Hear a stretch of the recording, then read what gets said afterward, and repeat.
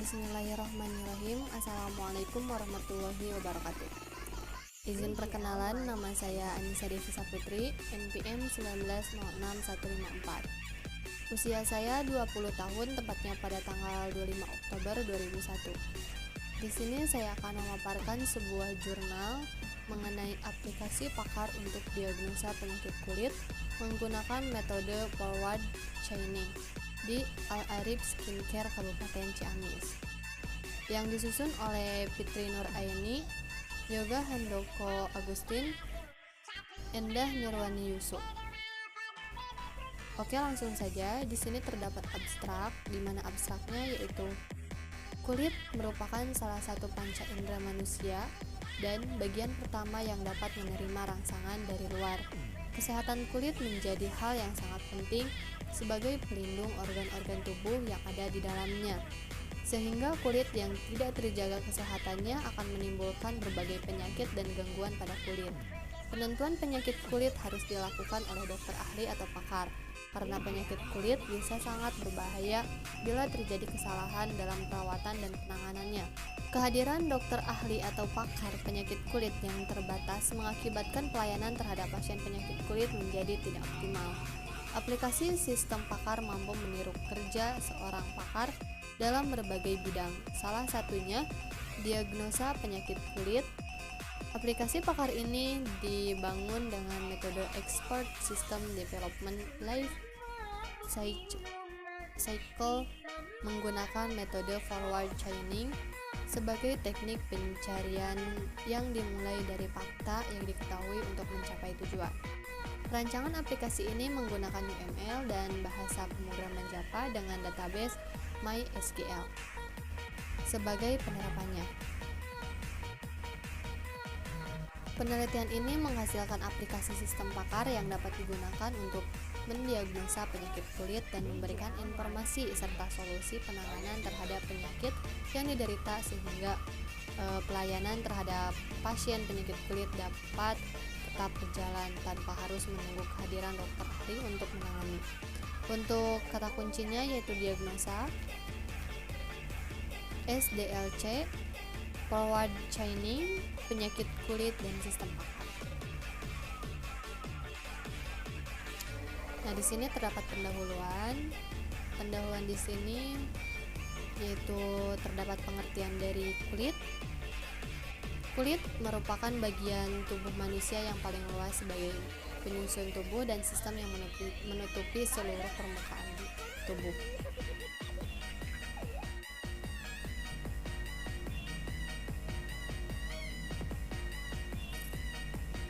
Permasalahan yang sering muncul adalah ketersediaan dokter ahli atau pakar yang memiliki pengetahuan di bidang tertentu cukup terbatas, sementara banyak pasien yang harus segera diketahui penyakitnya dan segera ditangani.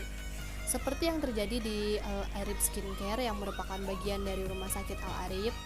Skincare ini terletak di Perum Ruko Sindang Kasih Regensi nomor 1 Sindang Kasih Ciamis.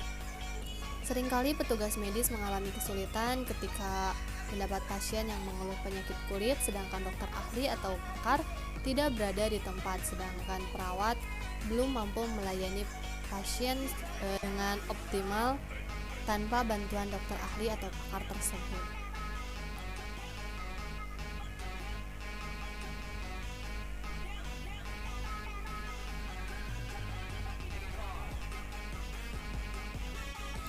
Penelitian mengenai sistem pakar untuk diagnosa penyakit kulit telah dilakukan oleh peneliti-peneliti sebelumnya dengan menggunakan metode yang beragam. Salah satu penelitian yang mengenai diagnosa penyakit kulit menggunakan metode Certainty Factor yang mengungkapkan bahwa pengobatan terhadap gangguan pada kulit tidak boleh dilakukan secara sembarangan. Namun dengan adanya aplikasi sistem pakar ini dapat membantu memberikan informasi cara mengatasi dan merawat kulit tanpa harus seorang pakar penyakit kulit. Nah, oleh karena itu dibangun aplikasi sistem pakar dalam mendiagnosa penyakit kulit dengan metode forward chaining yang dapat memberikan informasi berupa gambar dan kata-kata. Sehingga aplikasi sistem pakar ini menjadi media konsultasi bagi pasien penyakit kulit tanpa menunggu kehadiran seorang dokter ahli atau pakar, sehingga pasien dapat segera ditangani serta membantu perawat atau sistem medis menggunakan diagnosa penyakit kulit pada pasien agar melayani dapat berjalan optimal. Selanjutnya yaitu ada pembahasan. Langkah-langkah dalam penelitian ini diuraikan dengan menggunakan metode Expert System Development Life Cycle atau disingkat dengan SDLC dari Durkheim pada tahun 1994. Tahap-tahap yang harus dilakukan pada metode SDLC dari Durkheim adalah sebagai berikut. Nah, di sini terdapat pada tahap 1 penilaian atau assessment, lalu untuk tahap kedua akuisisi pengetahuan. Nah, di sini dari tahap 1 ke tahap 2 disebut dengan kebutuhan. Nah, lalu next ke tahap 3 yaitu desain.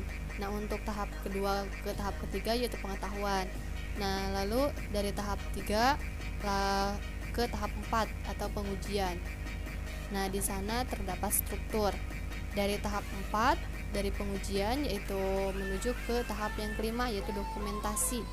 Nah, pada tahap ini dari tahap 4 ke tahap 5 disebut dengan evaluasi. Lalu dari tahap 5 ke tahap 6 atau pemeliharaan. Nah, dari tahap 5 ke tahap 6 yaitu produk. Nah, lalu setelah itu berulang lagi formulanya ulang dari tahap 1, 2, 3, 4, 5, 6. Nah, di sini pada tahap keempat dia berulang ke tahap yang kedua yaitu dinamakan dengan eksplorasi. Nah, lalu di sini juga pada tahap keempat bisa berulang lagi ke tahap 3 yaitu perbaikan. Jadi perbaikan itu dari tahap 4 ke tahap 3. Nah, ini yaitu gambar 1 tahap pengembangan sistem pakar.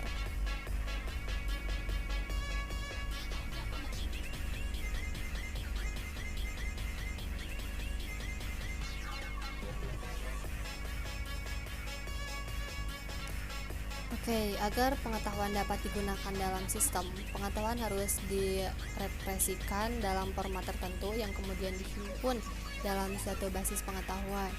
Cara sistem pakar mempresentasikan pengetahuan agar mempengaruhi perkembangan efisien dan perbaikan sistem. Representasi pengetahuan merupakan kombinasi sistem berdasarkan dua elemen, yaitu struktur data dan penafsiran prosedur untuk digunakan pengetahuan dalam menyimpan struktur data.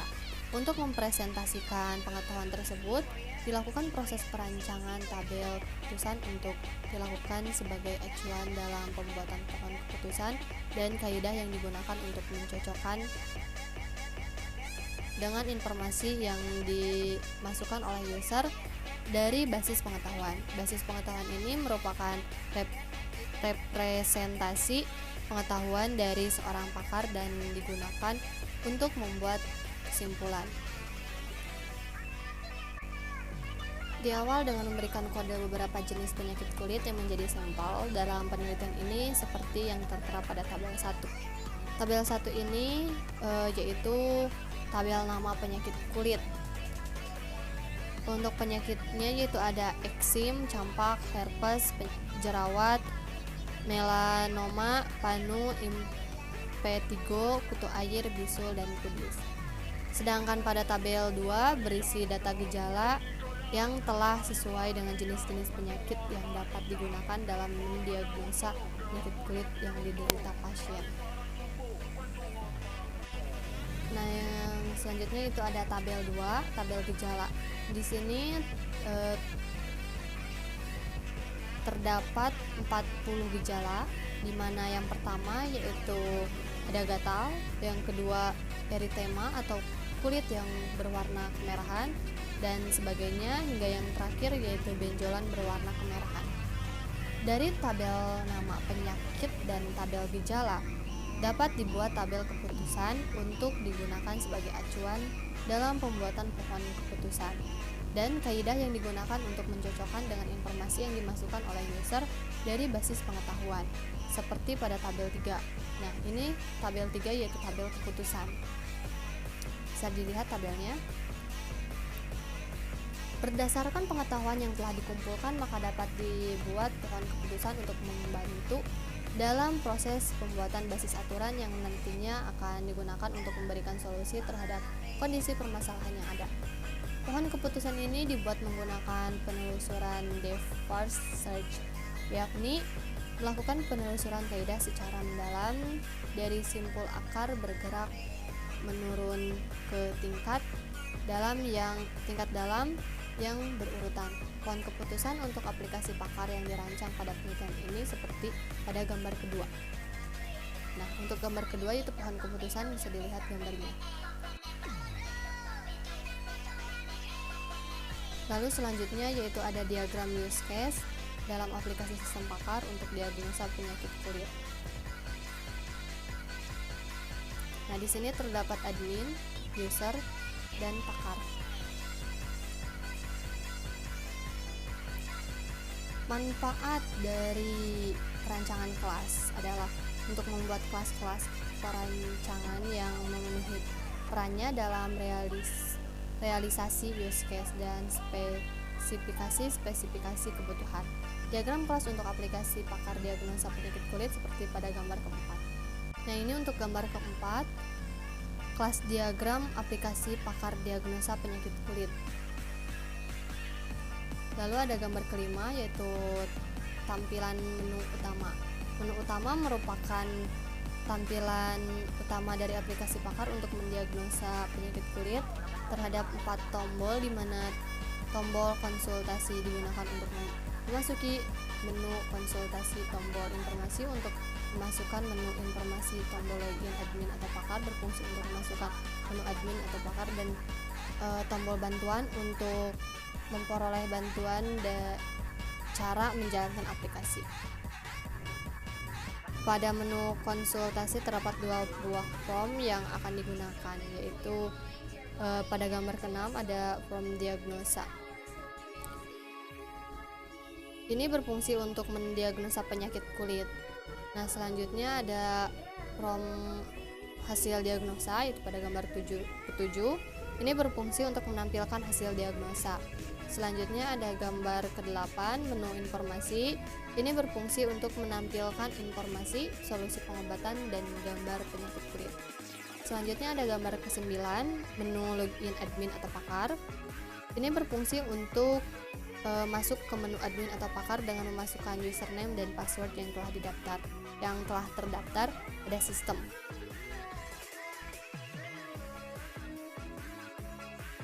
Nah, ini gambar ke-10, menu admin atau pakar. Menu admin atau pakar adalah menu yang hanya dapat diakses oleh admin dan pakar untuk memperbarui data seperti update penyakit, update gejala, update basis pengetahuan untuk aturan YA dan aturan tidak. Untuk aturannya dan aturan tidak, serta update arahan. Selanjutnya untuk gambar 11 yaitu menu update penyakit. Menu update penyakit ini berfungsi untuk memperbaharui data penyakit kulit. Selanjutnya yaitu ada gambar 12, menu update gejala. Ini berfungsi untuk memperbaharui data gejala seperti pada gambar 12. Tombol simpan untuk menyimpan data baru, tombol edit untuk melakukan perubahan, dan tombol hapus untuk menghapus data. Nah, selanjutnya ada gambar ke-13 yaitu menu update aturan ya dan tidak. Pada gambar 13 ini yaitu menu update aturannya berfungsi untuk memperbaharui data aturannya. Tombol simpan berfungsi untuk menyimpan data baru, tombol edit untuk melakukan perubahan, dan tombol hapus untuk menghapus data. Nah, sedangkan untuk tombol aturan tidak berfungsi untuk memperbaharui data aturan tidak, seperti pada gambar 13B dengan 3 tombol untuk menyimpan, mengubah, dan menghapus data. Pada gambar ke-14 yaitu ada menu update arahan. Ini berfungsi untuk memperbaharui pengarahan dari gejala ke penyakit. Tombol simpan untuk menyimpan data baru, dan tombol edit untuk melakukan perubahan, dan tombol hapus untuk menghapus data. Dan ada gambar ke-16, yaitu gambar 16 berupa menu bantuan berfungsi untuk menampilkan langkah-langkah dalam menjalankan aplikasi. Oke, di sini terdapat kesimpulan. Berdasarkan proses pembangunan aplikasi Pakar untuk diagnosa penyakit kulit menggunakan metode forward chaining, ini dapat diambil beberapa kesimpulan, diantaranya yang pertama, aplikasi Pakar untuk diagnosa penyakit kulit yang telah dibangun dapat digunakan sebagai media konsultasi untuk mendiagnosa penyakit kulit yang diderita pasien yang dapat dijalankan oleh perawat atau asisten medis ketika dokter tidak berada di tempat. Yang kedua, yaitu aplikasi ini dapat membantu perawat atau asisten medis untuk memberikan diagnosa awal dan solusi penanganan terhadap pasien penyakit kulit ketika dokter berhalangan hadir dan mencetak laporan penyakit yang tidak terdiagnosa untuk diberikan kepada dokter agar sistem dapat diperbaharui. Adapun saran yang diusulkan untuk lebih meningkatkan kinerja dari aplikasi Pakar untuk diagnosa penyakit kulit menggunakan metode forward chaining yang dapat dijadikan pertimbangan. Di antaranya, yang pertama, aplikasi Pakar untuk diagnosa penyakit kulit ini menggunakan metode forward chaining dan masih dapat dikembangkan lagi menggunakan metode lain. Dapat juga disertai faktor kepastian atau certainty factor untuk memperkuat kesimpulan. Yang kedua, aplikasi Pakar ini dapat dikembangkan menjadi berbasis online sehingga dapat diakses oleh dokter atau pakar dimanapun guna proses perbaharuan informasi.